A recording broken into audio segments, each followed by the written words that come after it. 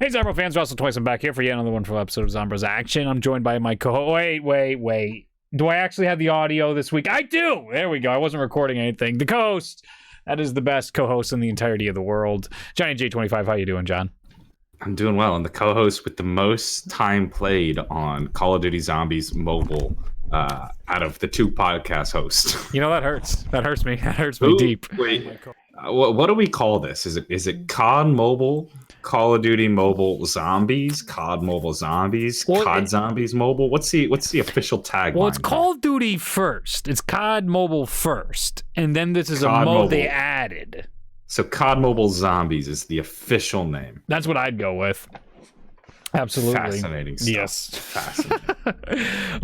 This is the riveting podcast you guys come for. What do we title this game that already has a title?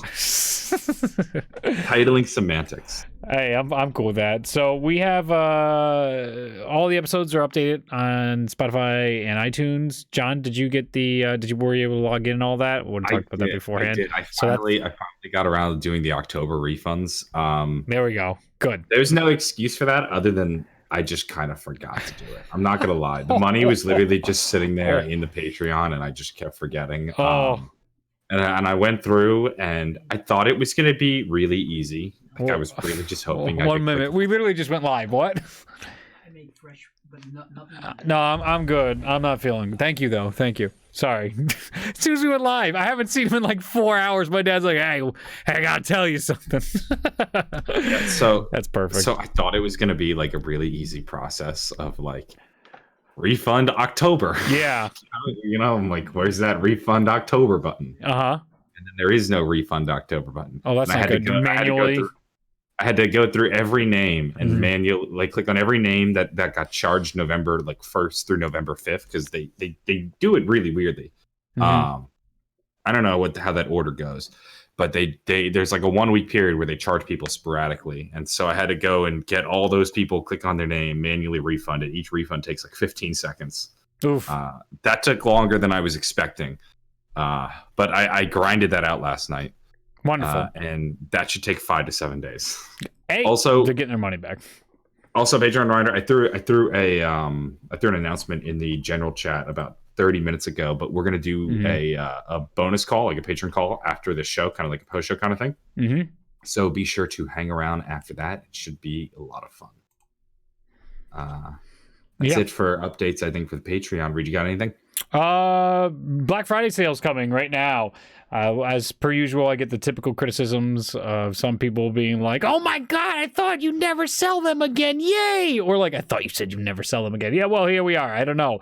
It's the lifespan of Call of Duty on my channel, so we'll see. This is one. The Ether sale, Ether posters will be up there. The movie posters for Ether and Chaos. All the perk posters are going to be on sale again. The perk posters, unless Black Ops 5 has a zombie mode that is so compelling that I'm back to doing zombies, this should be the last time I ever sell the perk posters for sure. The movie posters. Hey, listen, man. Those perk icons, the Black Ops 3 perk icons, are back in COD Mobile. So that's fair. That is fair. If COD Mobile takes off, that's fair. You have a new market for those posters again. There's a part of me, right? There's a part of me that just is so done selling these, but then there's another part of me that's just like, well, if people want them, why would I do that? And yes, the mug's on sale. Actually, if you go over to redrendering.com, you can see all the sale prices right now. And also, since if you're tuning into this, if you look out for a tweet, there's a coupon code you can use for a certain amount of time on Black Friday that will give you an additional 10% off any purchase you do off the sale prices already. So there's a bunch of stuff to be looking forward to on Black Friday. Check my Twitter feed for that extra coupon. But I'm having another hurrah in case you missed the Ether posters. I had a couple people. So I had a fun story on the. There was a customer that I thought Thanksgiving was every third Thursday. That's what I thought it was. The 4th? It's every last Thursday in the month. So okay. I'm used to like a 26th, like Thanksgiving's the 26th or something like that. I look at the calendar and I see it's one of those months where it's I guess we have 5 Fridays in this month. So I just assumed Black Friday was going to be on the 22nd. So I told a customer who was just like, "Hey, when are you going to sell the posters back?" I'm like, "I anticipate start selling them again on the 22nd, and we'll end December 9th." Well, I shifted everything a week forward because I because Black Friday is not the 22nd, it's the 29th this year. So I get an email on the 22nd saying, where are the posters? What happened? It's not like, hey, what's going on? How come they're not on sale? It is this aggressive, where are the posters you promised? I'm like, okay. I will murder someone if I don't get my poster in the next minute. Friday, the posters come out. Hopefully, if you want to pick them up, you can go ahead and pick them up. As you know, I've been doing it for quite a while. It's something the community liked, all these posters over time. I'm happy to sell them. I commission artists. Big shout out to Stefano once again. I'm probably going to get him involved with some more, potentially finding some other influencers online, design posters, and see about them in other areas of gaming. I don't really foresee too many more zombie posters being designed, but big shouts to his incredible artistic talent. My sister, who designs all the perk posters. I can't be more grateful for the artists transforming all the ideas and bringing all this stuff to life. It's amazing what a culture there is too. If you go to any convention, like, it's just littered with all sorts of artists. There's like artist alleys. Have you ever been to a convention, John? No. Well, inside any gaming, anime, or I guess enthusiast hobby type of convention, whatever the specific is, typically they have artist alleys in there, and they will do fan artwork or sell their own artwork based on whatever the genre is for that convention. And that stuff is pretty cool to see how it gets transformative. And a lot of them actually make livings going convention to convention, traveling around the country selling their artwork. So that's how some artists, enthusiasts make their living. I think that's pretty neat. And I'm grateful that the artists that probably could be doing something like that or selling to other stuff chose to work with me on some projects. Hooray. All right, John. Do you want to play talk about COD Mobile? I do. All right, let's talk about COD Mobile. COD Mobile. Yeah. The game we've been waiting for. I love it. Not really. I mean, it's good. It's really good. So I don't know if I want to just talk about the game as a whole or like jump right into the zombies. I kind of want to first discuss just the game as a whole. Yeah, sure. Specifically just the graphics and the feel. Oh, they're great. Yeah, the feel is a little clunky. Let's wait to jump into zombies, and let's just talk about the game as a whole, and also a little bit of multiplayer, because that's what you have to play first before you can even get into zombies. Which I learned. I sure learned that. You'll learn very soon. Reed did not know. Didn't know that. Yes. So the issue. So when we were watching like footage of it on YouTube. Mm-hmm. I think it really doesn't do the game justice. Yeah. Because you're watching it on a bigger screen, typically, or at least if you're on an actual computer, it's blowing it up. Yep. But when you're playing it on a phone-sized screen and the phone is maybe a foot away from you or even potentially farther, like unless you're like holding it like this close to you, which I don't think you're doing. Yep. It's relatively far from you. And because of that, I think it actually, like, the graphics really work. Yeah. Like the distance and the size of the phone, like it's hard to say they're console level, but when you consider the size and scale and how kind of some of those details get washed away at that distance, it works, you know? Absolutely. It looks like the game's fine, and I have no problem for a mobile device not having intense graphics, because I don't expect that. Like, I don't want to see textures on the like the walls, the surfaces on some of the maps I'm playing. It's not even it's not even like in this game though that you're looking at the walls and you can kind of see a little bit of pixelation in the textures. I'm saying it's flat, not so much like pixelation. Just there's not really much detail to it. Yeah, I mean, but the details aren't amazing. But I think the details are good enough. 100%. And also, like, I'm looking at like the objects, and it's not like they're really jagged or anything or sharp. You know, like it doesn't look low poly, or at least not in the way that say like the original zombies look low poly. It looks like a PlayStation 3 when it's right from in front of your face rendition of Call of Duty. It doesn't look like some of those older models. Not PC. PC's a different story. And obviously it's not console. No. Like it's not. It's not PS3. It's probably worse than PS3. Probably. Like PS2 maybe even. Like I'm telling you, it's right in that era of graphics. Yeah. And I was kind of saying Unless I saw them side by side. What'd you do to your mic? Why? I didn't do anything. Just How about it? try. I'm horrible. Try unplugging it. Just try and straighten it out. Someday we will solve whatever this is. It's either a computer USB port issue, it's either a mixer issue, okay, or it's a mic issue. It's fine. No, it's fine. Completely fine. Okay. Anyway, so I was obviously if you put Call of Duty Mobile next to like Black Ops 3 Shinonuma, yeah, Black Ops 3 Shinonuma is going to kick its ass every day of the week. Absolutely. But there was something about it where I'm like, I can't notice a difference when it's on a tiny screen a foot in front of my face, you know? Yeah, yeah. Like I got to see them side by side, one blown up, the end, both of them blown up to really like, but just casually playing, I didn't notice. Yeah, it felt like classic Call of Duty too. So the nostalgia is so hard hitting, and you can feel like a god. Whatever game I got it into, I'm getting like 10, 15 kill streaks. Yeah, well, that's another part of it too. So the controls are awkward, and in spite of that, I still dominate multiplayer, which is something I never do on console. Yeah. Does anybody in chat know what the majority player base is that's allowing us to do so well? Is it just children now have access to a version of Call of Duty that is not T for teen? So it's like when my friend started playing Call of Duty, he was so bad. He was so bad at Call of Duty. It was, you could run circles around him and get kills forever. Oh, we're just getting so many of those first-time players ever introduction to Call of Duty and getting wrecked as they're like 7 years old. Like I was leading lobbies, and when I play console, I'm at the bottom of lobbies. A lot of it was insane. I'm bad. I'm terrible at multiplayer. Yeah. But I'm like, am I playing against bots? I honestly thought my first game was against bots. The first game was, if you played on Nuketown, if you didn't go to Team Deathmatch and change stuff. Yeah, you're right. The first game is on Nuketown. But even like my second and third game, that's right, true. Because the first game I noticed, I'm like, I got into a lobby weirdly fast. And that probably was bots. Yeah. But the games after that, I was doing just as well. Lots of children and bots. There you go. So they're artificially inflating it, which is fine by me. I'm happy to play a Call of Duty. That's why I like, what's the mode that allows you to play bots normally in combat training? Combat training. Yeah, it's one of my ways where I don't have to get infuriated by getting spawn trapped or anything like that. I can try and be competitive.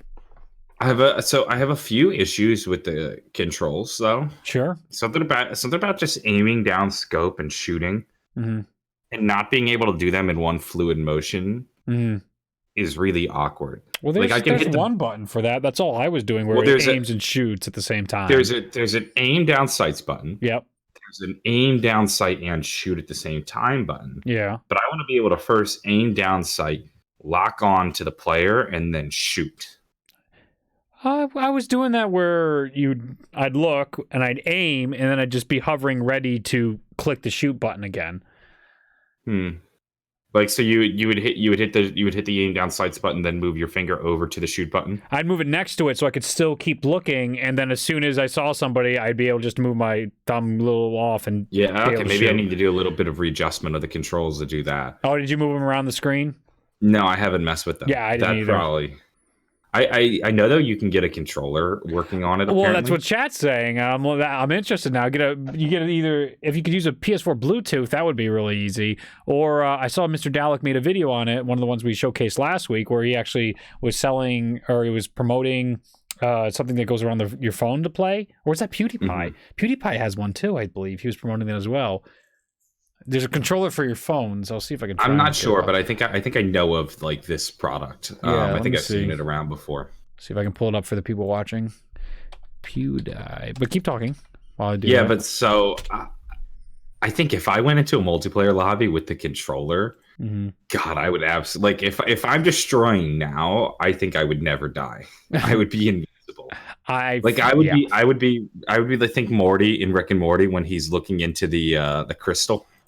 Yes. And that's like guiding his perfect decisions. That would be me fucking around with the with a controller in Call of Duty Mobile.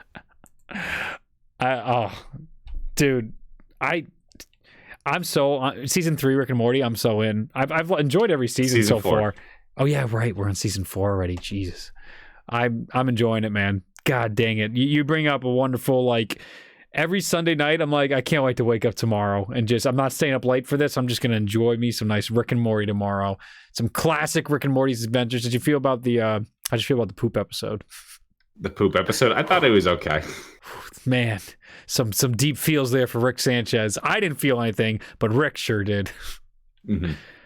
Anyway, yeah. So I'm certain we would absolutely destroy or dominate. I guess I'll just look up phone controller. That'll probably be faster.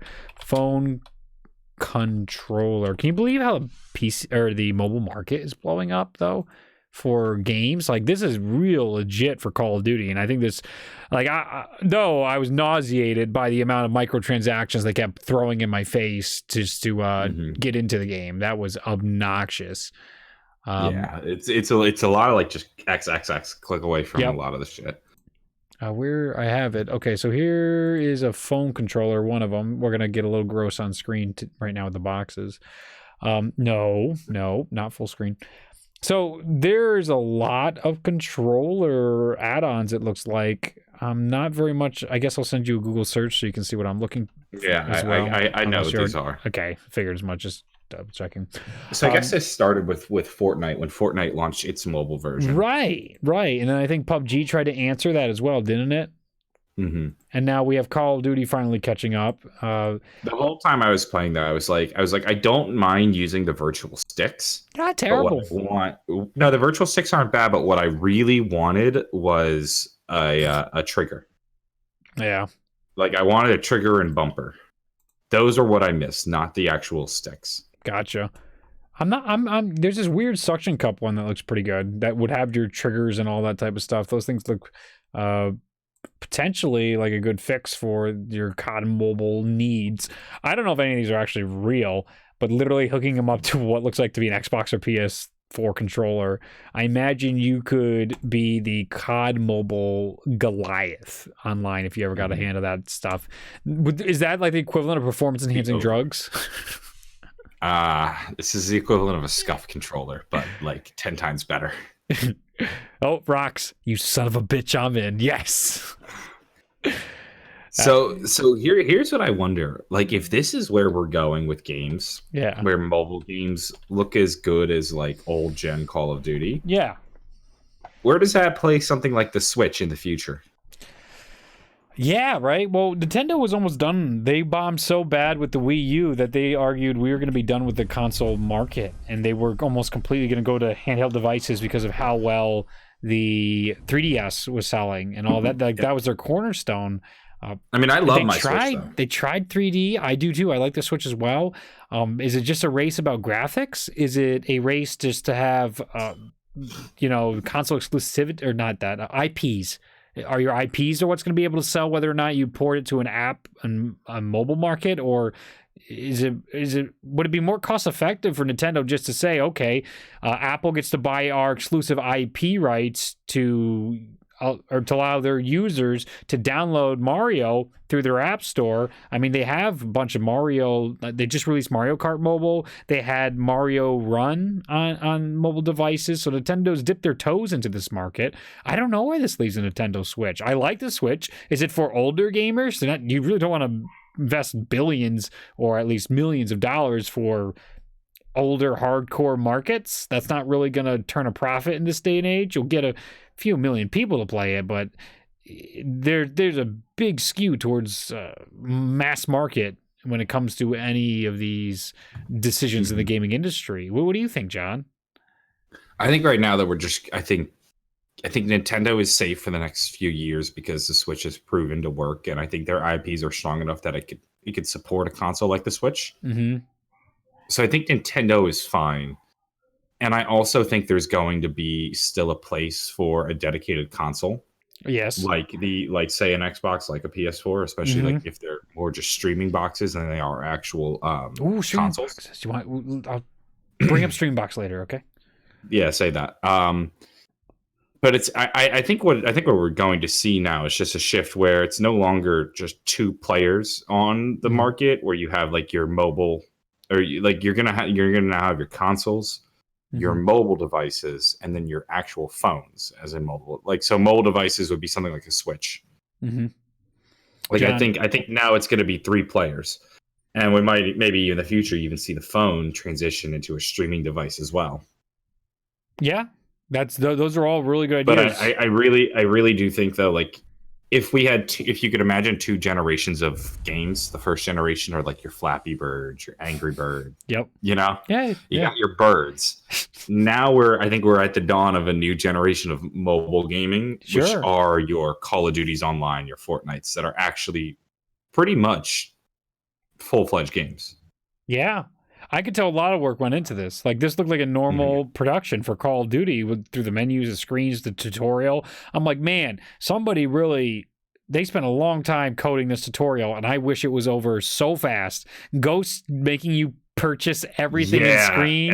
Doing everything. Oh, for like 20 minutes it wasn't that long, but it was making my eyes like roll, and I'm like, please stop. I just want to play. But it's completely and utterly necessary if you're getting 7-year-olds playing this game. They're going to have no idea how to play this. And I think that was necessary. Yeah, and once it's over, it's over. Exactly. You know. Zachman donates and he says, on your PS4 controller, hold the home button and the share button at the same time. Excuse me, sorry. And the light will blink fast. Then it will connect to your phone. There you go. Okay, that's pretty easy then. Yeah, so you try that out in your spare time, John, and could tell me, update us next week if you can hook up the PS4 controller and become like Johnny J, the God tier T Martin X Jaws COD player of all time for the mobile market. You get to pretend like you're them for once. That would be awesome. I get to pretend like they're. Can't do that. I'm at home. I don't have a PS4 controller near me. Oh yeah, Thanksgiving break. Did you have a good drive home? Obviously you're there, but was it good? Yeah, it was easy. It was smooth. Good. I like to hear that. Right on. Yes. So that I would say like the graphics great. The game feels polished. The controls a little clunky, but I think there's ways around it. So like initial impressions, all very positive. Yeah, and it plays like a good Call of Duty. It's fun. I mean, it plays like the older ones. For a mobile game, like for the first mobile Call of Duty game I've ever played, it hits my expectations. It hits them and exceeds them in almost every way besides the clunkiness of the controls, but you can get around that. So it's like, how can I really say anything bad about this? Now, if they re-release the same thing next year and then none of your shit migrates, there you go. Now you can say I don't imagine this being an annual release. I agree. I don't think this will be either. A continuously updating product. It's so smart. I mean, this is something that they've been trying to do on the console market, and I just don't think that's where it makes sense. I don't think it doesn't make sense to release their consoles the way they can now approach the mobile market. For years, they were trying to go into games as a service, and I think mobile. It's smart for Activision to move over and say, mobile is going to be our games for a service, and let's reevaluate consoles to see why we're losing players every year or annoying players every year. Why was Modern Warfare a success? Why did we get more numbers? Was it going back? Well, World War II, even though we did boots on the grounds, that didn't sell as much as we thought it would. So there's an interesting dilemma on Activision's plate right now to try and decide what do they do with their console market, where I think this mobile market's going to be incredibly lucrative for them. And they got their games as a service now that they've been gunning for, especially in Black Ops 4. What ruined Black Ops 4 was they wanted to be able to update Battle Royale forever. It was touted as, from all of our favorite people, the longest running game Treyarch's ever going to produce. It's going to be updated. It's going to have a lifespan for years and years to come. And dead in a year. Nope. Absolutely not. So I would say it'd be a welcome change to Call of Duty if the console version became an annual release that wasn't a service. Yep. And then this was the software service. That would be great. I'd appreciate that. Yep. And chat, Appleman, World War II sold well, but not as well as they wanted. It didn't exceed their expectations or their predictions. And for a publicly traded company, if you're not hitting the predicted growth marks or exceeding them, that's bad news bears. And World War II was bad news bears. Black Ops 4 was bad news bears. And Infinite Warfare was, we need to change everything bears. So, what do we think of zombies? I know your impressions of zombies are awfully short because you didn't realize. Nope. I played tons of it, John. You have no idea what you're talking about. I played loads of it. I mean, I played Shinonuma, and I looked around Shinonuma. It was amazing. It looked just like Shinonuma. Got a ray gun out of the box for a spin. How lucky is that? I haven't gotten a ray gun yet.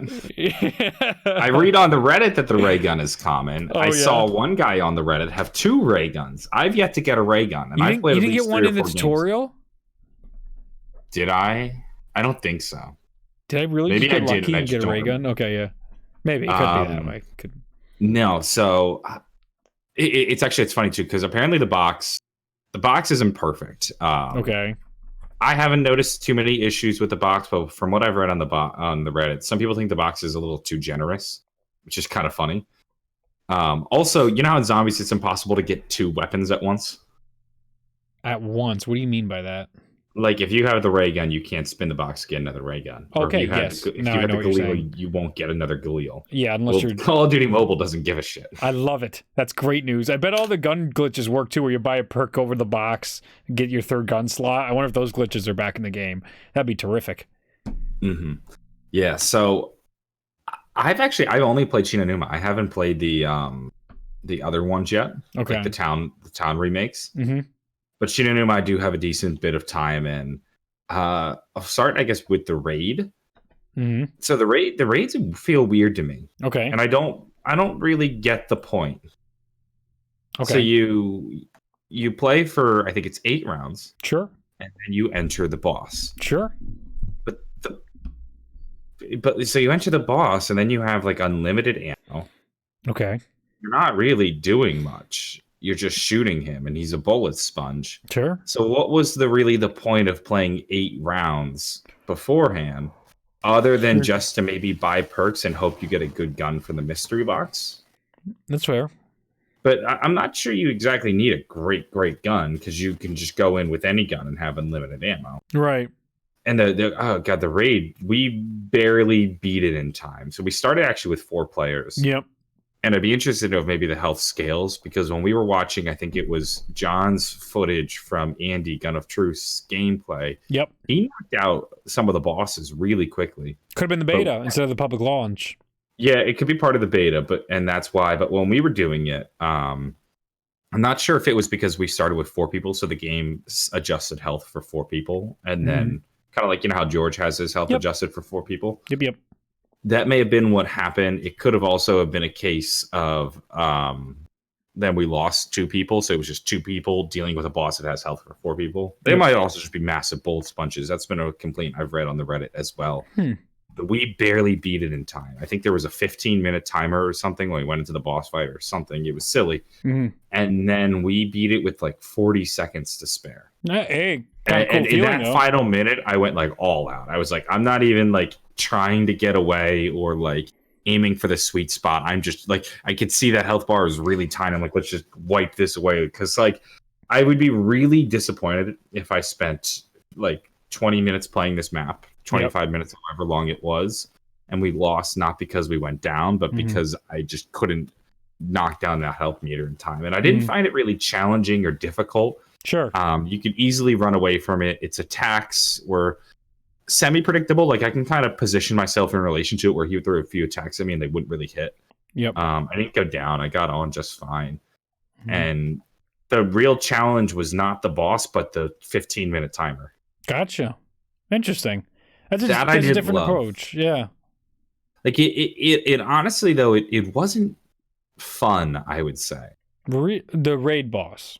The raid boss. Like, and I was a little bit like, oh man, well, if I'm going to be pissed off if we don't actually finish this boss in time. Gotcha. Like, so we beat the boss, but sure, like, but you weren't fulfilled. You didn't find like this was a good alternative to zombies. You wouldn't want to see this implemented in another way on a major console. I think it needs more. Gotcha. I think the bosses need some work, and maybe the best way to do this is to vary how you kill them. And maybe add like stages to them. Like I think this boss maybe had like 2 stages. I think once you got the health at a certain point, then he had a couple different moves. Sure. But I would vary the moves, make them a little bit more lethal, because I was able to get away from him just fine. I'd also make attacking him less of a straightforward thing. Like you could pretty much shoot at any part of the body, but if you shoot him in his head when he was like glowing or whatever, this boss was the Abomination, by the way, which I think it was like a scorpion kind of thing. Yes. So I would shoot him as like he was glowing, then your damage would do a little bit more. But other than that, like that was just how it was the whole boss fight. Like I think it should maybe be like, oh, shoot the tail for the first part, maybe then shoot the legs, then shoot the head, you know? Like very where I'm shooting him, make me put a little bit more work, or maybe I have to do something like, you know, think in the Final Reich when you got to shoot down the blimp to get one of those little pods to then like attach to the guy, you know? Yep. Like, put a little bit of work into it rather than me just shooting my gun, which has unlimited ammo. Right. Fascinating. Like I'm not even worried. It's not even like ammo conservation is a problem because I have unlimited ammo. I wonder if and the zombies are there, but the arena's so big that the zombies honestly felt superfluous. I wasn't shooting the zombies. I was just shooting the boss. Right. Well, it makes me feel like the bosses were just something thrown in at the last minute because of the feedback that I thought I read about, that they changed the initial endless hordes to try and change up, because that wasn't well received either. So maybe this is the first stages of really developing raid bosses. Maybe we'll be seeing Smart Guy and Milo doing Destiny level raid bosses on COD Mobile in a couple months. For a launch though, John, those are very fair criticisms. But for the first initial launch, you'd say leaves a lot to be desired, is your takeaway. Yeah, I think so. And I'd also say it's clear that they're willing to invest new resources into bosses or create new resources for bosses. Sure. Because they do have new bosses. Like they have the Abomination. They have that Zet Easter egg one. The Zet Easter egg one. I forget the other guy, what the other guy's name is. You remember? Kind of based off, I think, Butcher? some transit. The Butcher. Butcher, yep. And then Avogadro Yeah, so might be in they there. have Cyberus. some new bosses, and I'm hoping that like their Cyberus. arsenal of bosses expands. Yes. For now, though, at least the Abomination was just kind of meh. Gotcha. I mean, that could easily set the mode apart if they go really wacky with these bosses. That'll be a clear way to differentiate the COD mobile experience from the console experience, because we don't really have that. Yeah, and I think the raid bosses should actually, or the lead up to the raid bosses should actually be styled like the hidden Shinonuma Easter egg boss fight. Because we literally just played zombies casually for 8 rounds. Built up some points. I bought some perks, spun the box like twice. And then by round 8, we were in. Money didn't really matter. And I guess if I had a ray gun, maybe we would have been able to beat it faster. Is that more like classic zombies, though? Is that the feel? Because World at War, you normally were like, I have nothing to do by this point. So well, that was kind of it. I was just opening doors and buying stuff. Like there was enough money to go around that we pretty much had the map opened up, and I had 3 perks, I think, and I had spun the box a couple times. So like, it wasn't like getting enough money to do stuff was an issue, but it just felt like 8 rounds of prep period, and I'm just like, all right, let's count down. Like you could see it. There's a little ticker.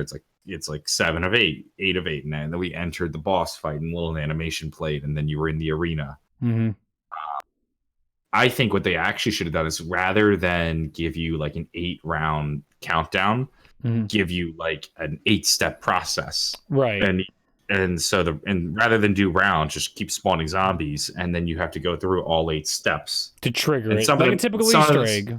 And yeah, some of them could be like shoot these 3 glowing rocks around the map, and those glowing rocks maybe could have varying locations, so it's not always the same. And then it's like fill these soul chests and put this part in this area, but that area has a lot of zombies, so you're gonna have to kill a lot and dodge them. You know, don't make it hard Easter eggs like you're gonna need to listen to this Morse code and then enter the numbers into this dial.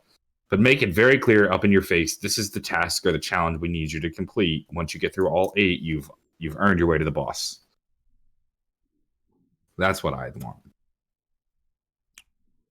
Seems pretty fair to me. I don't see any counter arguments to that, besides maybe people that might prefer just a 20-minute, they know how structured it is at the very most, they can get through a raid boss, but not very compelling gameplay from what you described to me for the boss arena fights.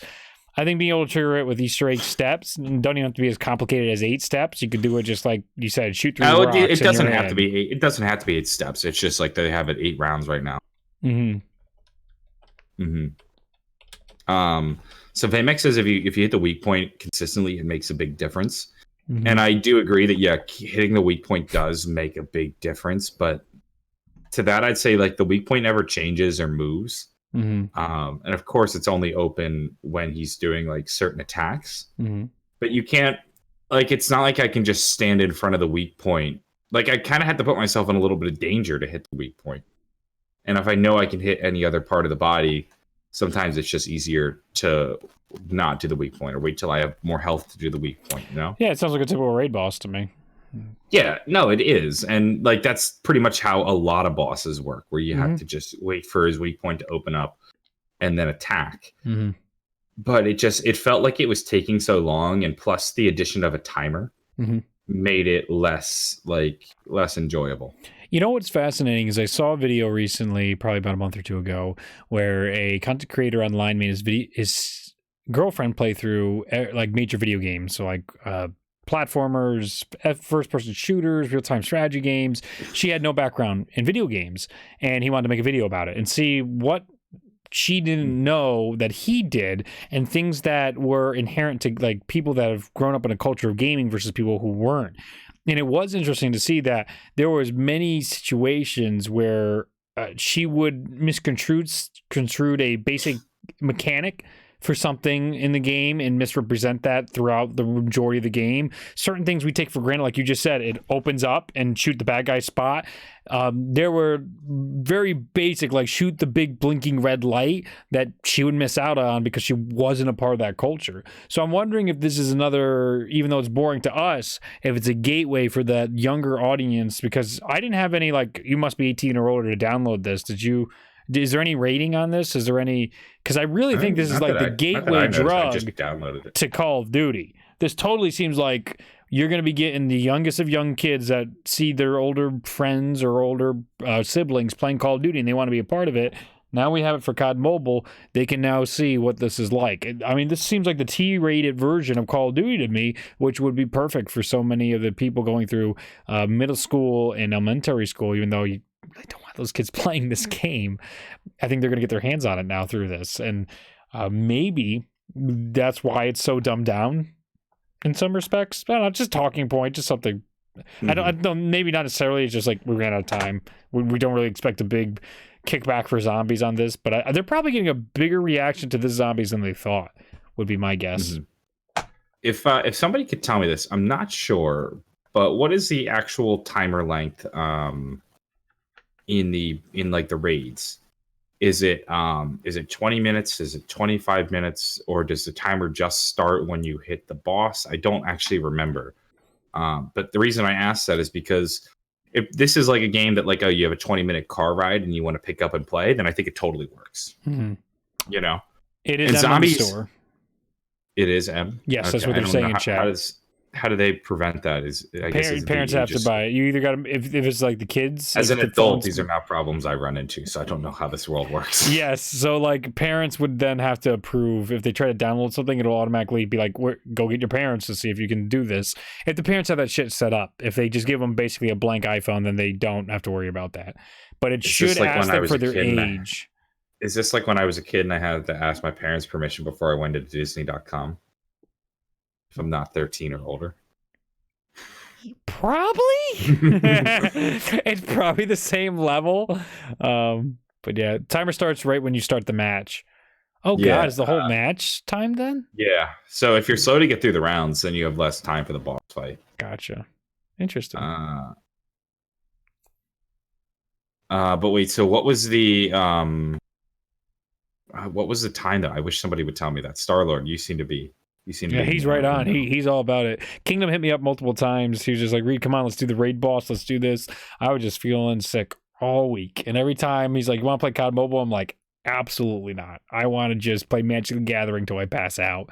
So that's my bad. But it sounded like I heard zombies was really hard for him. Why? I found I had a really easy time. Yeah. I didn't sound right to me. When I was playing the survival mode, I was honestly like just played Shinonuma like I played Shinonuma. Although I'm not used to the box being in a different spot. I don't know why they felt the need to move it. Yo, you bring up a great point. In multiplayer, one of the first maps I went to was a multiplayer map from Black Ops 2 I was very familiar with. I'm like, yo, I'm just gonna go to a place I know that is a super camper heavy spot, and I bet no one's gonna find me here. I bet they have no idea how these maps work if I'm playing on this. And sure enough, I was just camping in like one of the houses, going from one window to the next, and just obliterating everyone down those like major lanes that you run down. Oh, all the advantage of being a seasoned Call of Duty player. Yeah. But but like Shinonuma, when I was just playing survival, I found it pretty easy, honestly. I had no issue.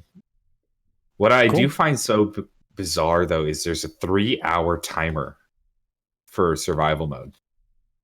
That's a bit bizarre. Now, I didn't reach that 3-hour timer. I feel like your phone will die before your 3-hour timer is going to be up. Obviously, if you're charging it, it won't die. But like, I really don't think, though, for that reason, they designed this mode for long form consumption. Yeah, I wonder if that has to do something with their servers. Like, where were you playing? It might be, but it feels very anti-zombies. You know, like Zombies is a game that we play for weeks on end to get to around like 255. And then this game's like, nah, you're not getting past 30 or like 30, 35-ish, I think is what you can get to in about 3 hours. There's a buff system. Feels like viable perma perks in a way. That makes sense. I couldn't stand to see all the microtransactions, so I didn't look into it, but I imagine that sounds about right, where you could buy things to permanently upgrade your characters. It seems like you're all tied to a character. You could have 14 different characters. I don't know exactly how that whole system works. I know you can buy buffs in the match, though, with like your points. Oh, okay. Yeah, so you can buy like specific weapon buff. Think how BioShock Infinite had it. Yes. Then I know. But I don't know if I couldn't tell if it was specific to the weapon or just specific to your primary weapon. But you can buy like buffs, and it would literally say like increase damage by 10%. Cool. I mean, that was a thing. I wish there was more of that with the helmets in the Black Ops 4. That is a big missed opportunity.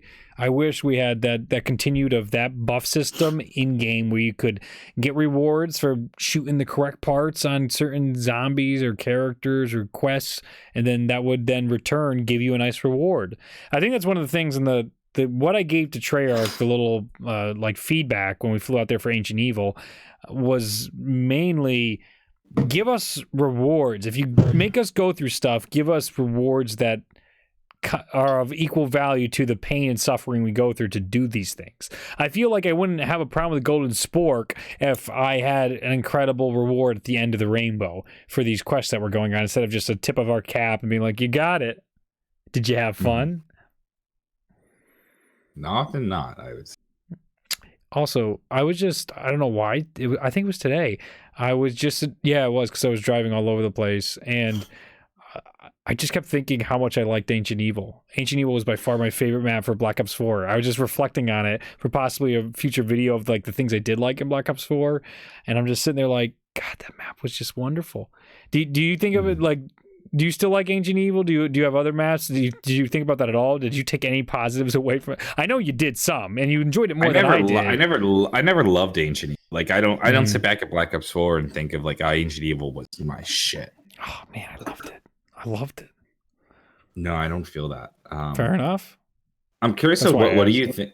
I want to go back to though, like this 3-hour timer for zombies. Yeah. Does it bother you that this isn't a game that you can like play for hours, or that you can't pause it, so you can't even like put it down and come back to it? And I guess this is all because it's running off of just online servers. Yeah. Like there is, I think, no such thing as local play in this game, and that kind of bothers me. Like the old Call of Duty mobiles had that. That's like fair. I want to be able to put down the app or close it, especially in a game mode like survival. Like, I think it works for raid bosses that have a set number of rounds and have a set timer. But I just, like, if you're going to have survival, why do you not have a bit of an offline mode where I can play it for 30 minutes, go about my day, and then maybe pick it up later at night? You know, I think you have a valid point there, especially because I don't believe they're still supporting the older versions of Call of Duty on mobile. Yeah, like if those other Call of Duty mobiles were out and also functioned as well as this one, I think I'd have less of an issue. But there really is no offline way to play zombies. I think you make an excellent point there. I want to be able to pause this game, especially like you have 106. Like zombies is all about getting to the next highest round. Yep. You know, and so automatically this then becomes a little bit of a speed run. How high can you get in 160 minutes? Well, but by round 8 you're in the raid boss, right? Or is that something separate? No. Survival doesn't have raid bosses. Gotcha. You will get bosses. Like they might throw in some mid-round Brutuses. I saw that. Yeah, yep. But you won't get you won't be sent to the arena unless you do the hidden boss fight. Gotcha. That makes sense. So if you do the hidden boss fight, you'll get it. Otherwise, you'll just get sporadic random little bosses like Brutuses and stuff or dog rounds. But it's like why I feel less incentivized to play this if I know that like I can't pause it. So like maybe I'm commuting or something and I'm on a train, so I'm gonna sit down and play for 20-30 minutes. Yeah. But then I got to transfer or something, so I got to put down my phone. Just could you move over or something like that? You want to be able to quick tap? Yeah, sure. Move over, interact with the world. I can't quick tap, pause, go do a thing real fast, or maybe go speak to somebody or ask a question or something, and then go continue my game. No, it's got to be an uninterrupted, focused session, and that's not really, I think, what the mobile market is for. Yeah. I think the mobile market is for pick up and put down and pick up a little bit later. Yeah, I think that's fair. That's where the Nintendo Switch, I think, hits home runs. Yeah, and that's where like the Switch is perfect because like I can play it while I'm out and about and pause it, put it in my backpack, and then take it out back later when I'm done. And I think dedicated long gaming sessions where I'm playing for an hour and 20 minutes or however long the time, I think an hour and 160 minutes is I think the timer length. You know, that's like when I'm at my console and I'm sitting down on the couch. Yeah. I'm not going to sit at my phone and play for like 160 minutes. I think that I'll go blind. My neck will kill me. Yeah. I feel I'm not sure what they're doing with Survive. I almost think don't include it. I mean, as weird as it is to say, I don't want it because I don't see myself playing it. I'm more frustrated by how it functions. Interesting. Wow, what a privileged gamer moment if I've ever heard one right there. Just don't even put it in. I don't even want to see it. You could choose the other mode. No. No. I mean, the raid mode is like, obviously I've given my criticism of raid mode, but I think for what it is, it's good. And I think survival works really well. I just don't see the point of survival. Well, I don't see the point in porting zombies to this app, and I think that's where my cynicism makes me like just understand this mode as well. Not understands the wrong word. Accept this mode, not understand. Accept this mode a little easier because it seems like we discussed last week a situation in which Activision went, "Hey, Treyarch, we're doing this. You better give us your blessing." And Treyarch's like, "Okay, let us try and have some input here." So I'm surprised we even have anything that resembles zombies, and it's not just like nickel and diming us for like, do you want a ray gun for $14.99? You can buy a ray gun to get it in the box inside your COD mobile experience. Like take the Mario Kart route, where if you want to play as Mario, you got to pay a DLC. It's like it's called Mario Kart. It's called Mario Kart. What do you mean I got to buy Mario? Yeah. So I don't give it a pass though. Like your points are excellent and they're well made and well founded, but I don't feel that opposite end where you say, maybe not even the opposite end, or I don't feel as passionately where it's I don't even want to see this in here. You're wasting my time. I'd rather be playing a console. Maybe I don't want to see it because I'm pretty sure I also said on the last show that like I'm happy there's a traditional survival mode. Sure. I'm just like I'm frustrated with it where it's like you've done it all right, and then you've tripped at the finish line. Gotcha. Yeah, no, then I feel you. Just like get it right. If you can do it well, I think the best way to do it would be is like have your keep raid modes the same. You know, they're fine. Make them 40 minutes or however long they are. You know, they're short sessions. And then just make a little different, like corner off a little offline section for like survival. So Trinity Trinity brings up in chat, I stream zombies to my Apple TV and I use the PS4 controller. Where's the Rick and Morty meme where, like, isn't that console gaming with a bunch of steps in between? Like, maybe because you can't afford a console. There you go. There's another argument to allow players to get a near console experience where your parents got you a mobile phone, but they won't buy you a console game. Yeah, well, in the world where most kids do have a phone, yeah, and in the future, most phones will be able to run most games. Mm-hmm. You're right. That's a perfect solution. And I think, yeah, this is also a little bit, we're also going to be living in a world where, I said earlier in the show, I now think mobile phones are going to be an additional ring of gaming. Yeah. Like, obviously mobile gaming has existed for years now. Sure. I mean, go to E3. Any E3 or any of the conventions I've been to recently, even PAX East 2019, wow, the mobile developers, it's unrecognizable to be like, where's the major games? Where's the AAA game industry? It's like, it's like Blades from Bethesda. You can go over to the major AAA publishers, and they're pushing mobile games. So go ahead. Sorry. But it was like when I first got like an iPhone, and I was in like middle school, and I had like a million different mobile games on it. Mm-hmm. You know, and you had like Flappy Bird and Cut the Rope and. Like, those are what I think of. This is the old man in me, the 22-year-old old man in me. He's like, these are the mobile games I remember. But now we're in a whole new era of mobile games where my phone now could essentially be a streaming device for games where I can run Call of Duty Mobile on it, push it to my Apple TV, hook up a little PS4 controller or whatever Bluetooth controller I find on Amazon. And now this is my console. Like, we are entering a new era of gaming, and I think a comment like that really said so. Yeah, it's really interesting. And in that sense, having like a survival mode that I can play for 2.5 hours or however long is great. Yeah. Look at that. Also, got you to flip a little bit. Given that future. It's not that you got me to flip, because I still think... Because then, that person playing on their Apple TV is going to want to pause the game and go to the bathroom at some point. Yes, exactly. True. That's not an option, though. And also, just... I'm curious about the timer. Is it a server issue? Is it a battery life concern? Why do they have this 2.5-hour timer? That is a fun thing. We'll have to, because ask it's like in zombies. Zombies, the limit on how high you can survive. Now it's how efficient can you be in 2.5 hours. Yeah, but then isn't that like Gauntlets were boring as crap, where it's like, hey, 2-hour challenges, how efficient can you be? And no one picked up to that. But Classic Survival is probably a different approach. It's totally different Gauntlet. Yeah. Okay. I just want to bring up the criticism. This is like, all right, now I gotta like the only way I'm gonna beat, let's say the farthest you can get is round 35 in 2.5 hours. Yep. Then it's gonna be like, okay, well, if I want to get to round 36, now I gotta go twice as fast. Like, no time for crawlers, no time to spinning the box. Right. Like, I'm just moving. Yeah, I think that's already prevalent in our community when we'd have speed runs to round 30. So that can translate easily into the mobile market. Is what I'm saying. We have speed runs to round 30, but you eventually hit a limit.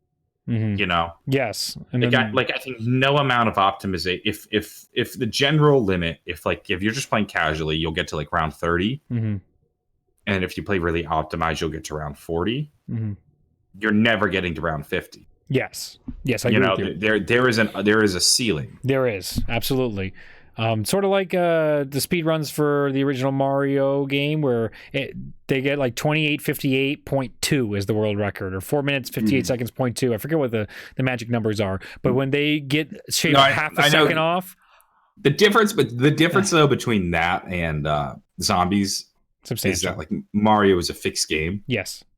And when they do that and they're trying to get individual frames, yes, they're discovering insane wall glitches that don't even make sense. Yeah, where RNG box spins, or it's more just RNG.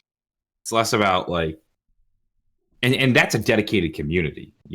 That's a really small subset. Absolutely. But this is a speed run that's opened up to the entire community.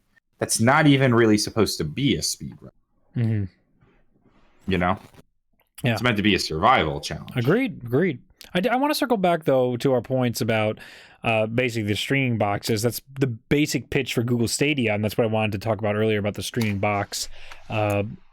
It flopped on launch. It's overheating the Chromecast, all sorts of issues on launch. But with that said, the idea is there, and like we discussed in this podcast, that it's a future so close that I wonder, Google hit the gaming industry as hard as about any company can.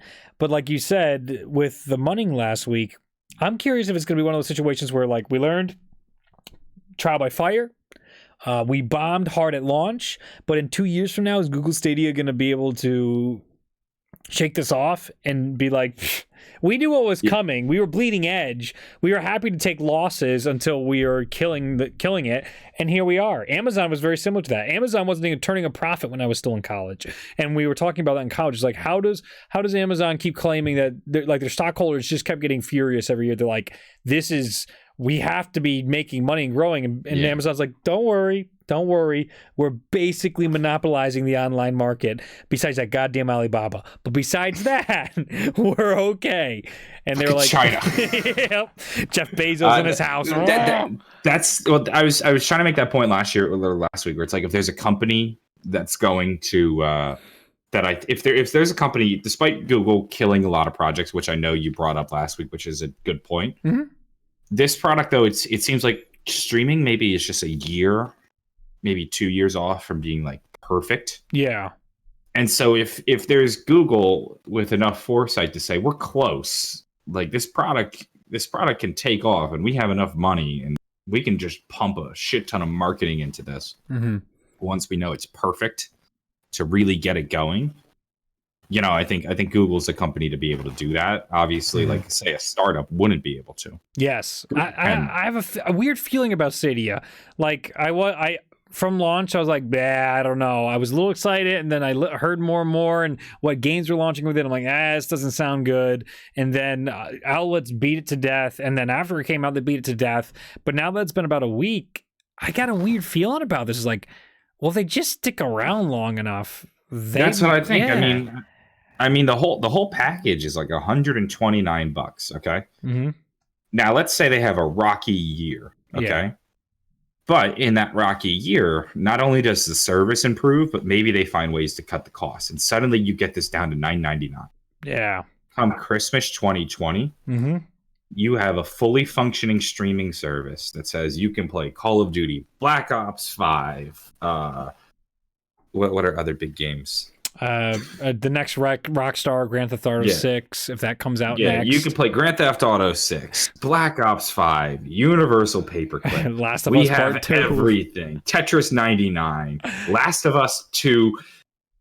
And imagine the kid says to their parents, I don't want the PS5. I want Google Stadia. Or the parent says, okay, I can buy you a PS5. It's going to cost $300. Or I can buy you Google Stadia. $600 for 2020 next year. It's probably going to be like $600. All right, so the parent looks at it and says, I can buy you Google Stadia, and that's going to cost you, I can buy you PS5, that's going to cost you $600. Mm-hmm. Or I can buy my son Google Stadia, and then I'm only paying $9.99.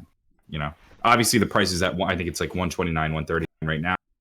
But the way they undercut the competition in terms of price makes me think that if they can just get the service running and really kill it on the marketing end and argue to parents, and maybe even have kids argue to their parents, this is like the bang for your buck alternative. I don't see how it can't be successful. Yeah. Now, I also wouldn't be shocked though if it's not Google. Like maybe Google Stadia fails, just too much bad publicity. Yes. At the launch. Google asked. But here's the thing. Google is the person who runs into the wall. Yep. And beats up the wall and makes a few cracks. Yep. And then the next person who runs into the wall gets through just fine. Yes. And you know what else, John? Google might be like, all right, we blew it. The marketing's dead on this. We're just going to hand Stadia behind the scenes, our service and everything that's there, to whoever wants to buy the company and rebrand it. And then somebody else is going to come out with Apple streaming games. And now they're okay with their investment because we also made money on it selling the business. Like I really do think, in spite of the rocky launch, because of the promise of Stadia and the price. Am I saying is it Stadia or I think Stadia? I think it's Stadia. But I wasn't gonna correct you because I'm like that sounds way more like it sounds nicer.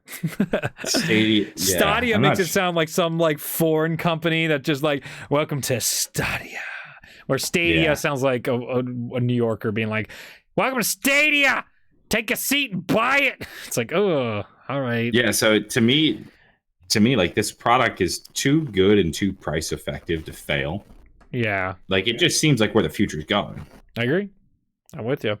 Last week, I feel like to me the people who say Google Stadia is going to fail are the guys buying Blockbuster shares 10 years ago. It's fair. That's real fair. All right, let's talk about. And like, no, Netflix isn't gonna work. Oh, what's Netflix stock at right now, John? I can still kill myself. The summer before they peaked, because they were having a rocky long time, and I was just like, I told my investment guy, I'm like, I'm gonna drop $1,000 into Netflix stock. It was about like $20 a share when I was gonna do that. What is it at right now?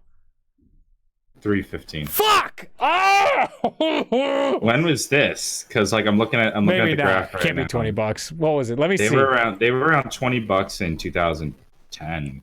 Okay, no, it was later than that. Okay, no, the last time they hit around $20 was 2013.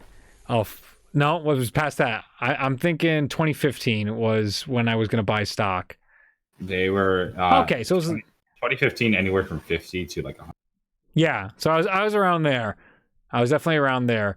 So still, for $100, I would have gotten not a lot of shares. Would have got 10 shares of it, but then 10 shares of stock would have got me up to about $3,150. So I would have made 2,000. It's not that much money, but it's still, when you talk investments, to be making triple what you put in kills you. Anyway.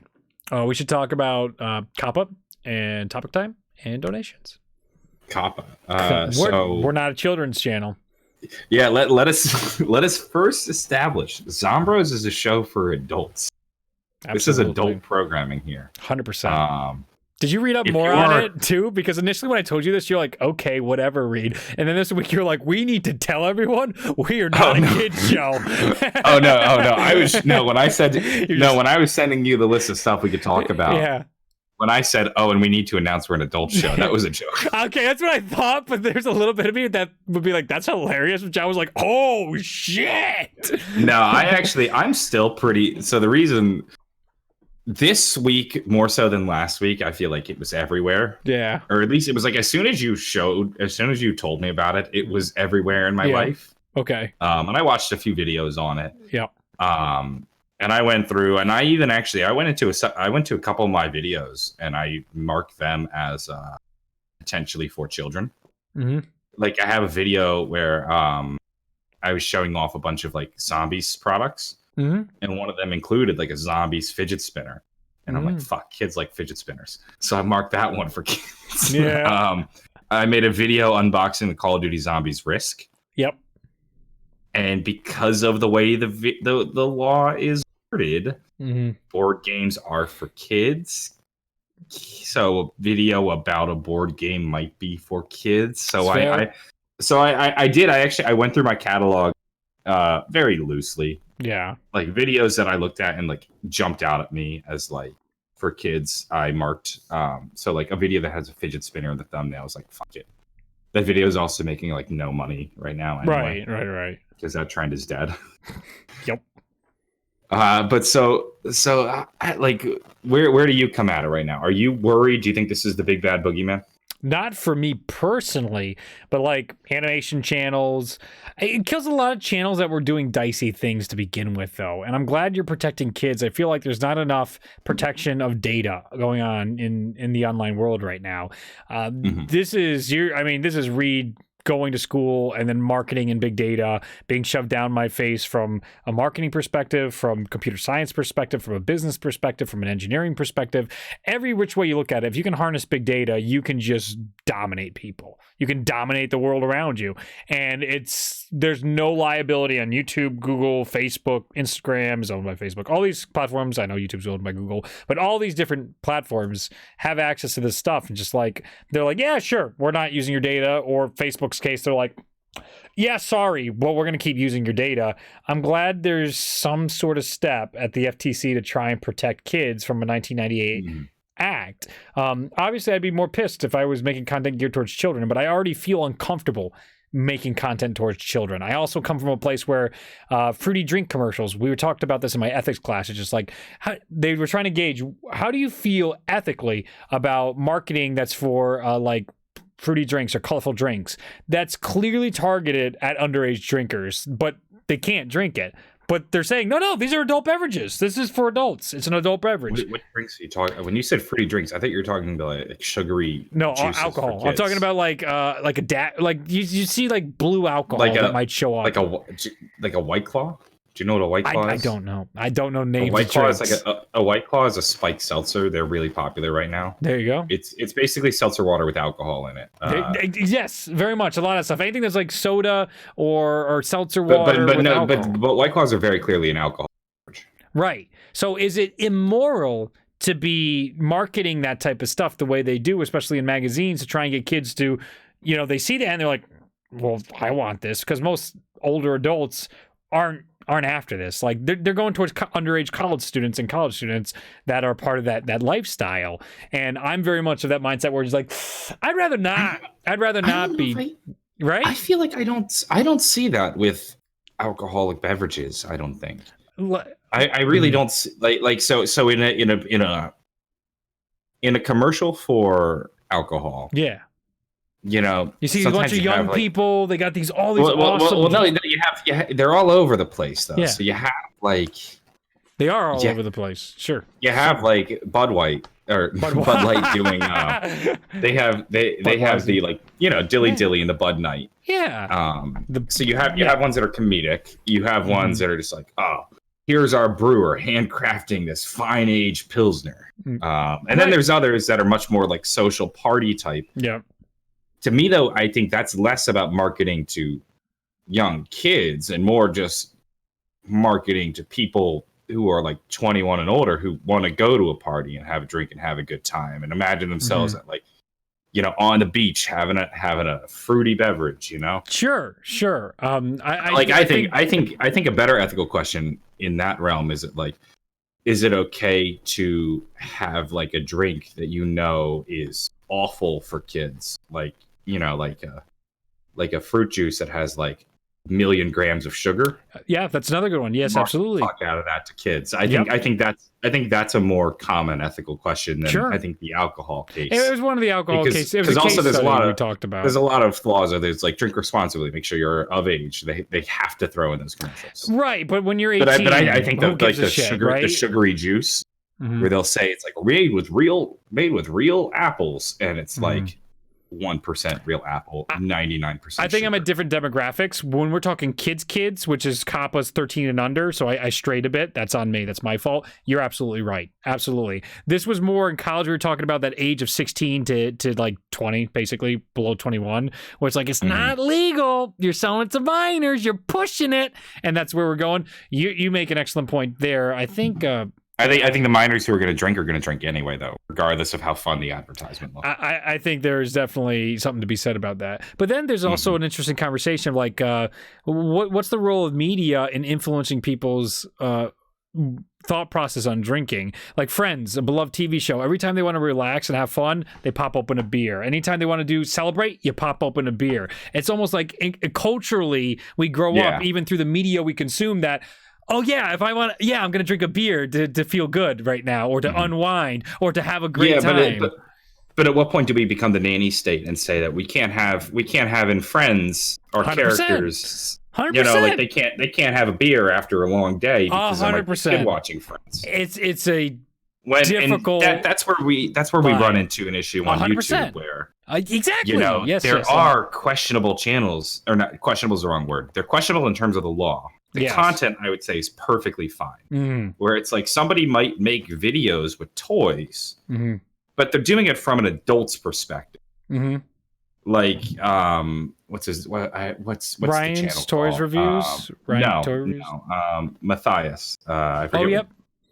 What's his Yes. channel? I used to know him before he was like, he used to do like skits, but now he Yes, does. with Markiplier, right? Or I saw him at one point. Matthias, or is that a different Matthias? There's another Matthias then maybe. And there's channel, also I think there's also but basically he'll just buy a bunch of shit from Amazon, Mhm. and then it's like him and his friends just fucking around with it. Sure. Or let's see. There's Let me see another what I channel can- too. it's called Dope or Nope. is the Dope or channel. Nope. Gotcha. And he just buys a bunch of shit on Amazon. And some of it is like kid stuff, like 10 products that'll turn you into a superhero. A kid might like that, be really Big interested. time. That's Or, exactly what they're trying to combat. That and the animation. Or 10 of the world's smallest products that actually work. And it's a little TV and a little tiny remote that has a Minecraft thing on it. And it's like, honestly, there are 10 products that will make you want to catch them all. And he's holding a little Pokeball with Pikachu inside it. This is stuff that it's not really intended for kids. Like adults are watching this content too, but kids also are going to watch it. Yeah, and that's it. Like this content's not questionable ethically, but it's questionable in terms of the law. Yes, and this isn't unethical like creepy Elsa. Yeah, well, that's what I want to get to. That's part of the reason that they want to implement these laws is to get rid of the creepy Elsa animations and costumes that hit the internet like a vengeance, and that's just being pumped out by bots. I think content like this that I'm describing, that's the tough stuff. Okay. I'm of the personal opinion that I think it should be okay purely because if you don't, then you hinder creativity. Yeah. I think he probably got hit, and this is the same Matthias that hung out with Markiplier. Just fun fact. Can I make a Pokemon channel now? There's plenty of adults that watch it. Like I haven't bought it yet, but I intend to buy the new Pokemon. Yeah. And if I get really into it, I'm probably going to watch some Pokemon videos. So I would consider that content age appropriate for me, but it's also probably age appropriate for children too. Does that mean that now that person can't make Pokemon content? And as an adult, I would be disappointed if there is no Pokemon content. You can still make it, you just can't make it profitable, which we both know which completely also defeats means because it's not profitable, it's not going to be made. For the most part, yes. You're only going to get really intense enthusiasts. I mean, you're going to have like your hobbyists. Yes, the only people who are going to make it are like your hobbyists. Exactly. But it's not going to be a high quality. There's not going to be a lot of production value into it. And so now I, as a consumer, suffer. Poor me, I can't watch Pokemon videos. Right. but it's like there's content that exists that adults and kids will want to watch. And absolutely. Now are we saying to ourselves, okay, well, because a kid might like it, we can't monetize it? Not at least on the YouTube channels. Yeah, not on YouTube. Now it's back to the classic Hollywood channels or TV channels. But it's like but that's like old dying media. Yes. No, like, I'm with you. I feel, and we're in a rock and a hard place where I think I think the law needs to be rewritten, and I'm hoping some big companies come around and kind of push it. Maybe there's enough uproar on YouTube that YouTube then tries to fight it. YouTube right now, though, I don't take issue with them. I feel like they're just doing their due diligence, 100%. especially after the massive fine they paid. Oh my God, yeah, it was like a $300 or $400 million fine. I totally get YouTube doing everything to cover their ass so they don't have to pay another $500 million fine. Yeah, and I'm also not confident, but I'm pretty sure I've heard comments from the FTC that are like, we're not just going out and going to fine $40,000 to like your average YouTuber who's really doing harm. My understanding is when they fine channels, it's actually just going to be like just the worst cases. Good. Well, that's how it should be implemented.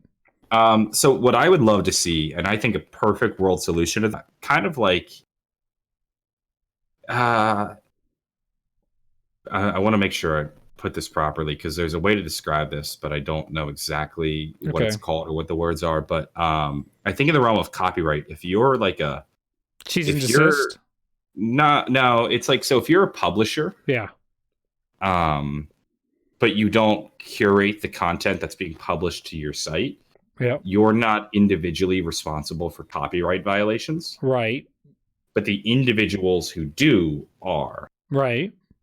But if you curate the content, then you are also responsible for the copyrighted material. Yep. And this is a fine legal line that YouTube, I think it's the DMCA. I'm not entirely sure. Could be a DMC takedown. Yep. It might be. It might be part of it, but basically, I would love it if we found ourselves in a situation where, in the eyes of the law, YouTube isn't responsible for children's content being monetized. So that way they don't have to create all these overarching rules. Mm-hmm. And then the FTC can just go in, or the FCC, whoever it is, FTC can just go in and find the worst offenders. Or is it the FCC? Now I don't know. I'm doing a terrible job of describing this, but I would just liken it in a world where the owner of the website isn't responsible, and the responsibility actually falls on the individual users, and then the FTC can go after the worst cases. Yeah, and the people who are just making Pokemon videos in their room that can make an honest argument that adults are watching their content too. Well, we can't choose what ads display on our videos, so that's the most frustrating part, I'd say. If you gave the tools over to say, hey, I only want like HBO ads on my videos, all right? Just send me those and whatever those payouts are. I don't want you playing political ads before my videos. I mean, even I don't like that. There is a page you can opt out of certain ads, but you don't get to pick and choose what ads play before your videos, especially imagine channels that are politically driven and having the opposite message showing up on their videos. That's going to cause some issues. Or at least even if you're aware of it, that's frustrating. I'm very interested to see though if this is actually going to be an issue. Mm-hmm. So like nothing actually goes into effect until January 1st, I think. So right now we are playing the worst game, and we are thinking about every worst case scenario. Mm-hmm. This is everybody from gaming content that's maybe making Pokemon videos to people who are playing with like toys, or to people who are doing animation. And it's like, well, what kind of animation? Like actually fully animated shorts? What about like story time animations where it's people just with talking over like 2 or 3 still images that change depending on their emotion or what they want to emote? Mm-hmm. Is that animation? I don't know. So I really want to see how this actually plays out January 1st. And I have a little bit of a hunch. Wait. You finish. Then I have to make a comment about something in chat. I have a little bit of a hunch that some channels are actually gonna be fine, and if they mislabel, like, so for example, like a story time animation kind of channel. Yep. Like, you know what I'm talking about, right? Like that genre. Yes, I do. Actually, D&D came right to my head because there's so many animated D&D channels, and I'm like, is that kids content? Is D&D kids content? But I think some of those channels where you could make an argument. Not like I'm thinking right now. Jaden. That's what I meant. Jaden animation. Something like that. Is that kids content? I don't think so. But it's animated. So does that automatically make it kids content? You know those gray area channels. Rick and Morty. Ain't for kids. I have a feeling if they just say no, and then like the January 1st law comes into effect, but because they're not really causing a problem, I think they'll just get off just fine. Yeah. That's my hunch. Yeah. I'll be honest, I think that's actually how it's going to play out. I think so too. I think and the channels that do mark themselves as for kids, even though their content is questionable. Yep. I know they're doing the right thing in the eyes of the law and they're playing it really safe. But I would like to see how it actually plays out. Yeah. Because I think in practice some of those channels are going to be fine. But right now we're thinking about the worst case scenario. Yeah. And I see that's exactly it. There's too many. There's just it's a whole industry now. And is the FTC really going to go find Jaden Animation $40,000? I don't think so. Why? Why do that? Bigger fish to fry. You're right. I think they do too. People that are purposely trying to seek out and hurt and harm children. That's the people you got to be going after. I think they're and I could be wrong. And somebody in the chat correct me if they know better. But I feel like I've heard somebody from the FTC or heard a comment or something, like a clarification from the FTC, that like they're just going after the egregious offenders. Well, someone in chat, Maybe I'm wrong. but who made the same argument I'm about to rip into, said that there was one guy in the FTC that says he's going to seek out every kid's channel and rip them apart. Not the exact words or quote, so whatever he got out of that, but he said it in a very threatening way. He used threatening words. So maybe, but that's one guy that's a part of the FTC. Do you know where that comment is? Because I think I might. Is this the one where it was like, he was like going after a bear, like fish in a barrel? No, I didn't see that one. Oh, that's the one before it, Star-Lord. Star-Lord says, seems like they're going after everyone refer to it and its creators as a barrel and a fish. I see. I know. I did hear that comment. But I still think there's too many. I mean, the guy can say that, but I don't think they're going to do that. And I think that person might be misunderstood. And I'd really hope a little bit of lobby.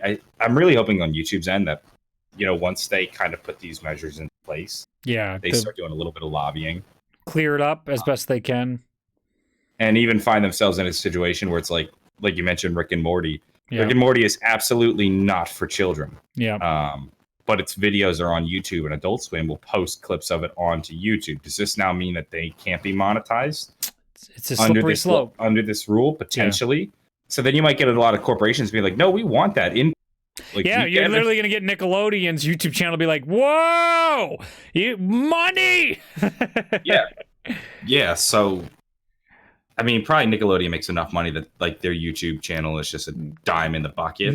But still, corporations don't like giving up money, though. So whoever's in charge of that department is going to be like, this goes towards our funding, so we're going to fix this. I got a comment, though, on this. He also brought up parents should be the ones keeping track of what their kids watch, but that's too easy. And I don't know if that comment's like, but where are their parents? What are their parents doing?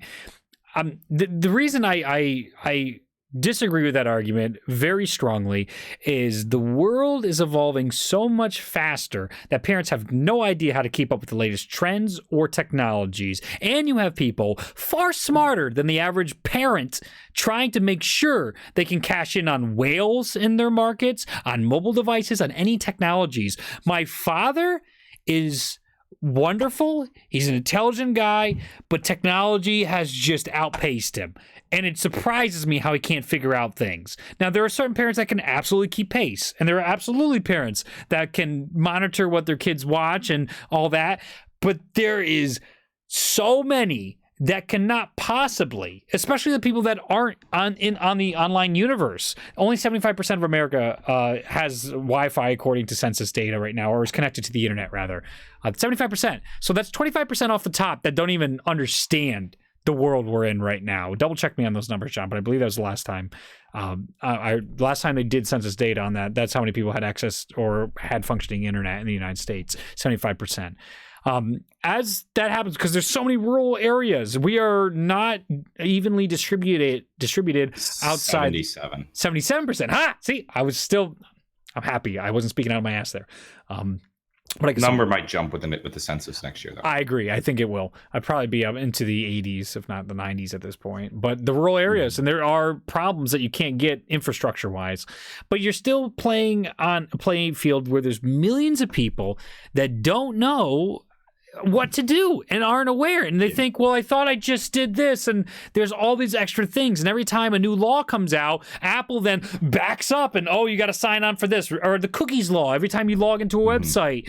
There's so much, and you expect these parents that might be just trying to get by, and they're just like, okay, my kid just needs a phone to even survive now at school, so I just got him one, let alone now I got to understand how that works. Like any of the blue collar workers, you think the people that are doing mining jobs know how to look on an iPhone to make sure their kid doesn't do? No, I won't say they don't know how, but I know what you're saying. Yeah, I'm not saying that they're incapable either. I don't want to try and do that either to disparage the intelligence of minors, but I'm saying that they have other lives, they have other focuses, and there's it's like, be a good parent. It's like, I would say people who are just less technology inclined. Yes. Which as a population does exist. Yes, and they're going against people trying to manipulate them, engineers that are being paid to manipulate them.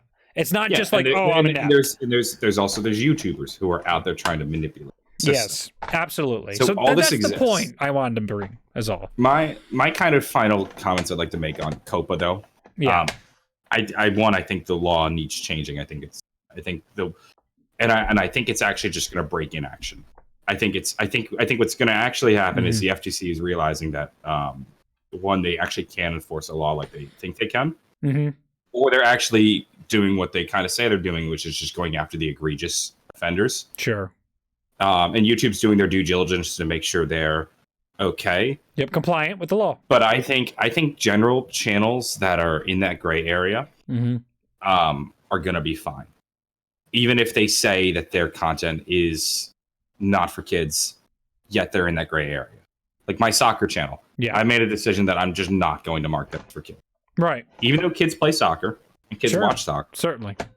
I think that the language and the way I present the videos are not for children, but are also acceptable for children at the same time. Like, it's very obvious in the way I speak that I'm not speaking to a child. Right. Like, like it's not Blue's Clues out here. Yep. But the content is something that kids can agree and follow along with. Well, now you get. But I'm not going to in those videos mark it as for kids. And I think what's going to happen is YouTube's just not going to care. But the day comes that suddenly I flip the switch and all of a sudden I'm making like Ryan's toy review videos. Yeah.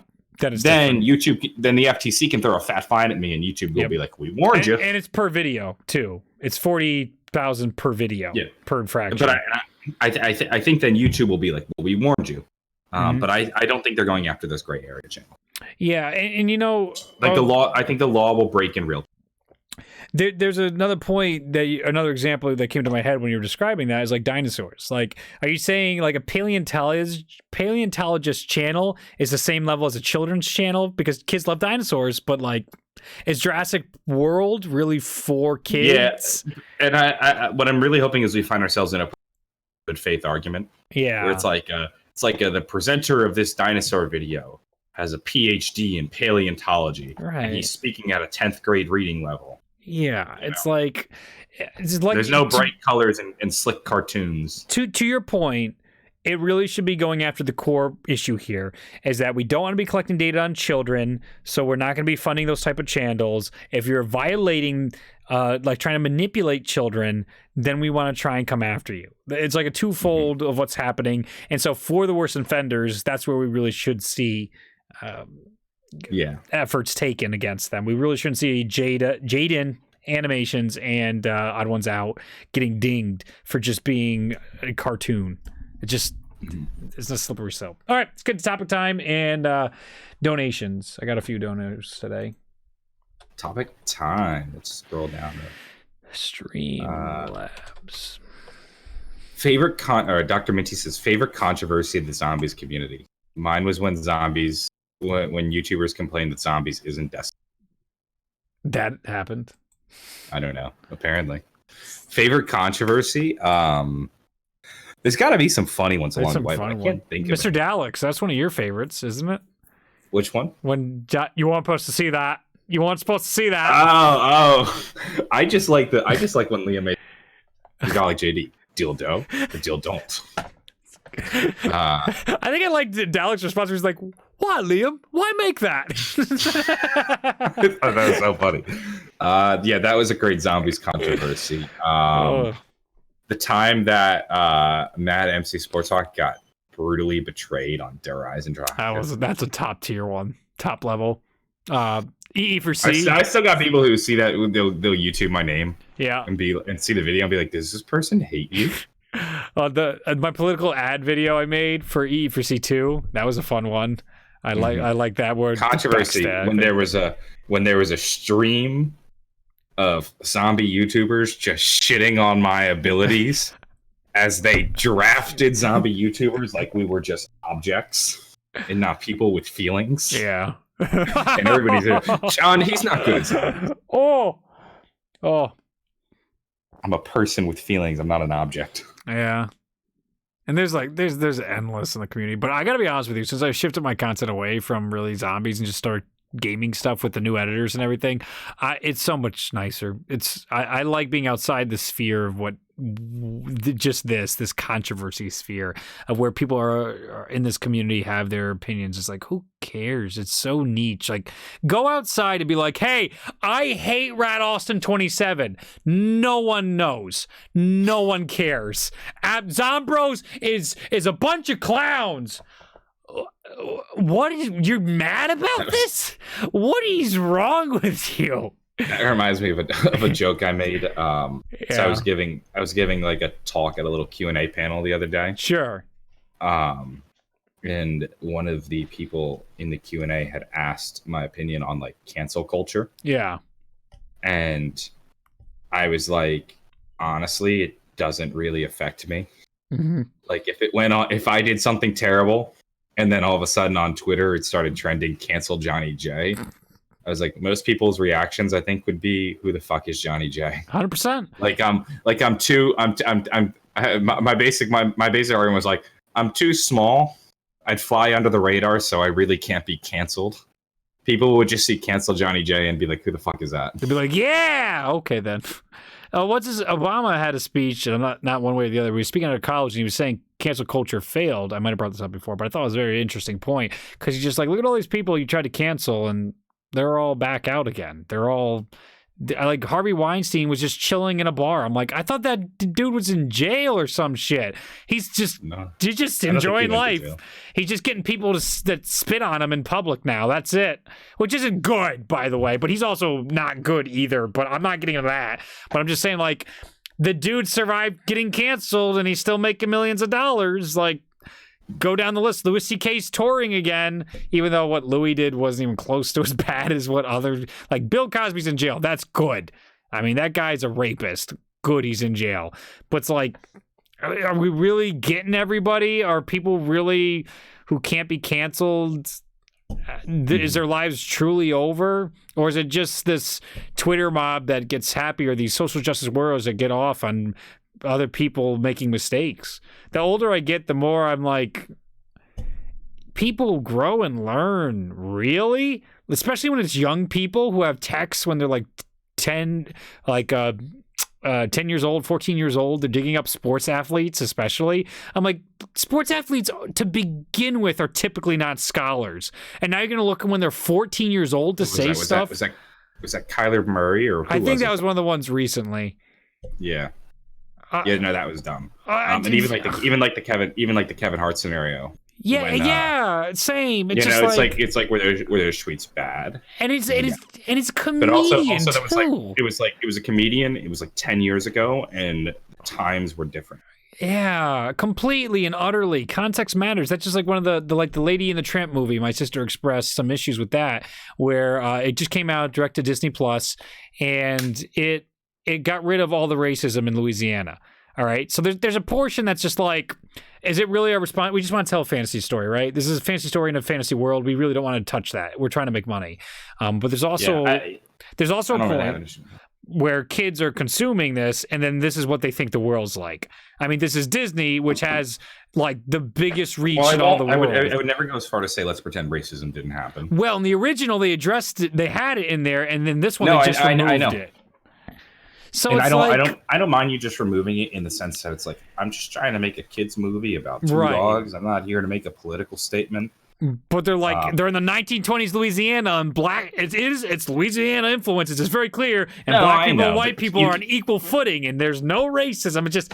But if you're doing a remake, I'm okay with it. And it's also it's like there's a time and place. Like, there's good times to have conversations like that with your kids.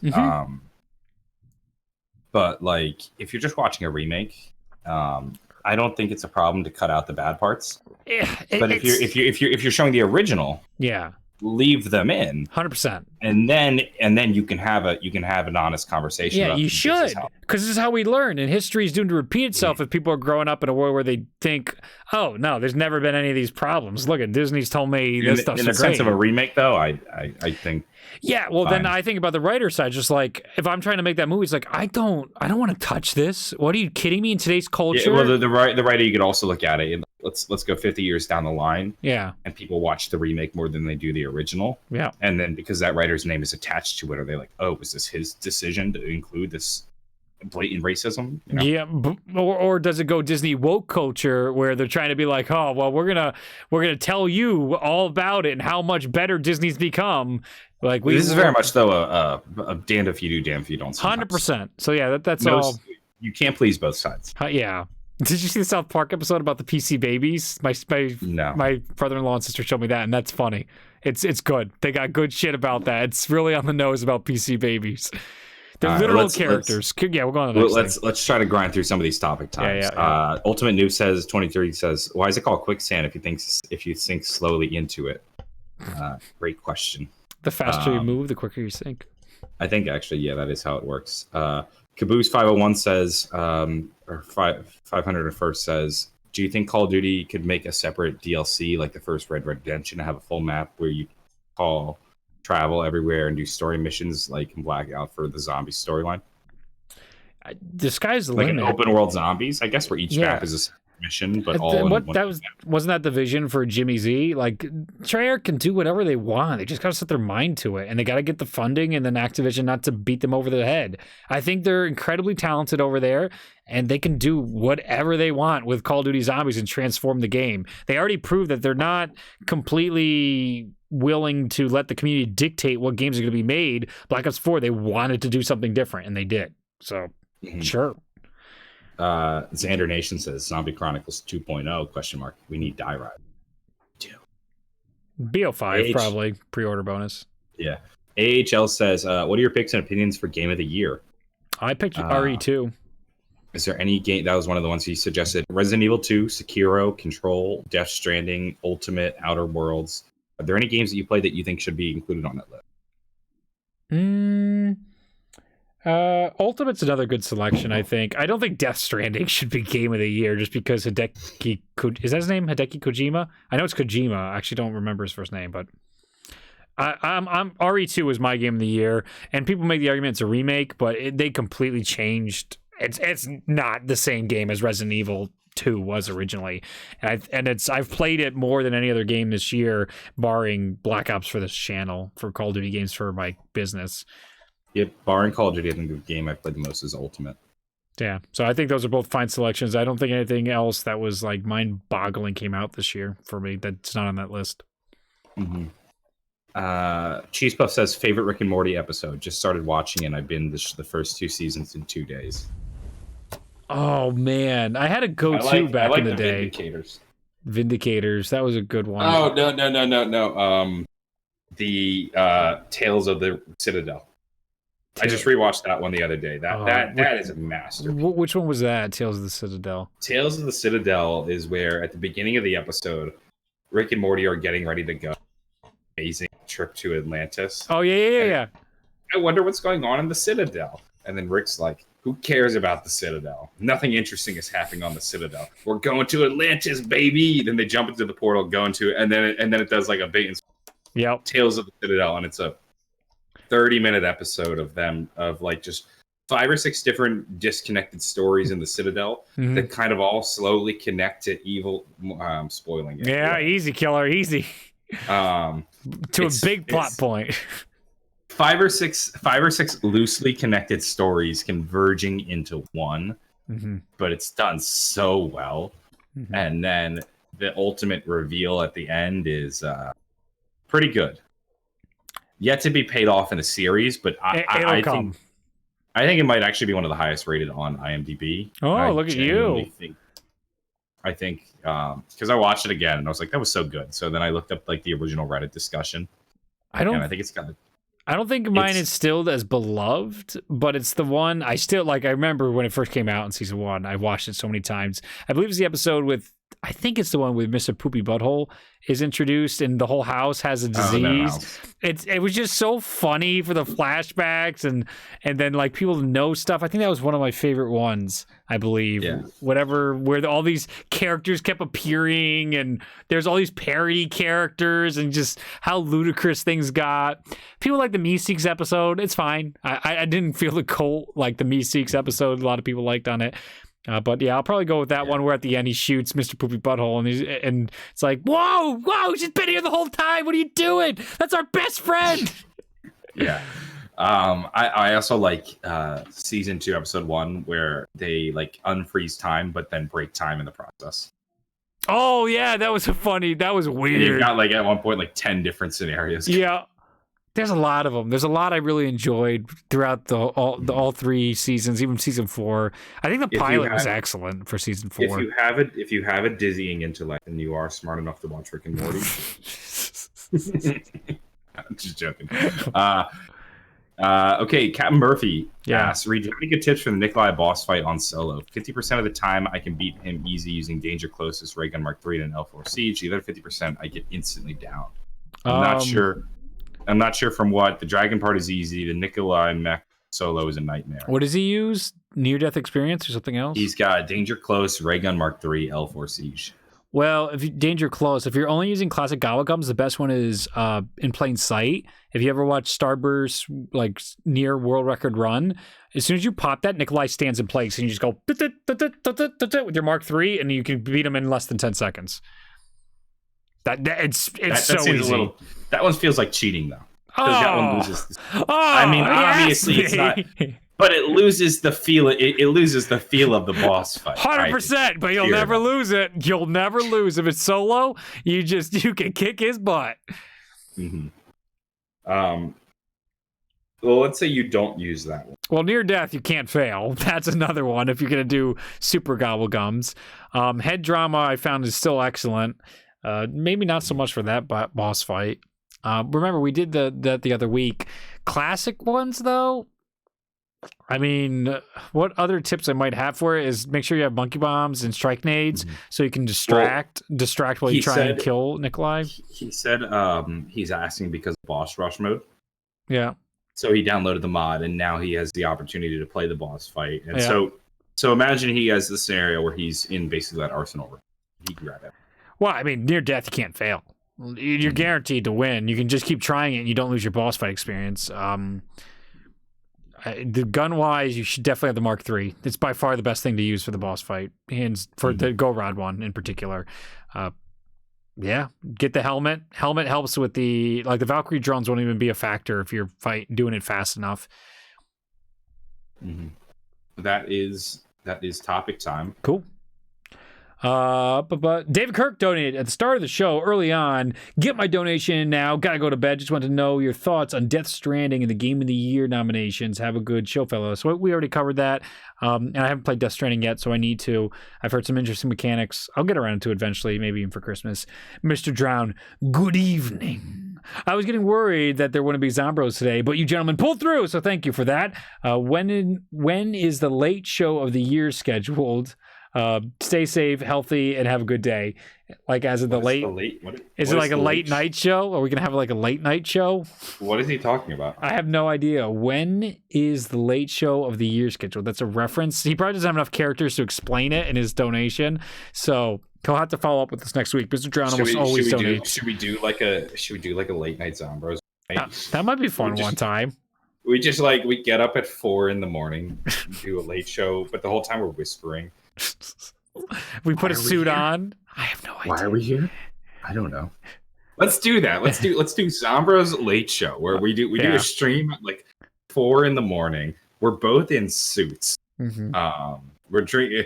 I got a whatchamacallit, a martini in one hand. Yeah. This is welcome to the Zombros After Hours, where we get real classy. I'm up for that. That sounds really fun, honestly. Be like, why are we here? We don't know. I have no idea. That's the whole show. What are we talking about? We'll figure that out as we go. We'll see who's up. Let's see what strange things are going to be talked about at night. Rushmore donated, and in Russian he said, make me. So that's funny. Zach told us about the controller. We already got that one. Little Game Boy donated $2 supporting the show. Thank you. Asteroid Delta said, hey, I hear COD Mobile Zombies, and I'm going to praise that mode. Kappa is also quite dumb. I don't think it's going to go too well for the FTC. Probably not, like you were getting at. We had that discussion. It's probably right around there. And Asteroid Delta donated $2 more, and all caps, die rise. I appreciate that people spend money just to write down guys. I gotta send you the bander still and all this stuff you asked me. I'll get to it. It's just getting sick has been a pain.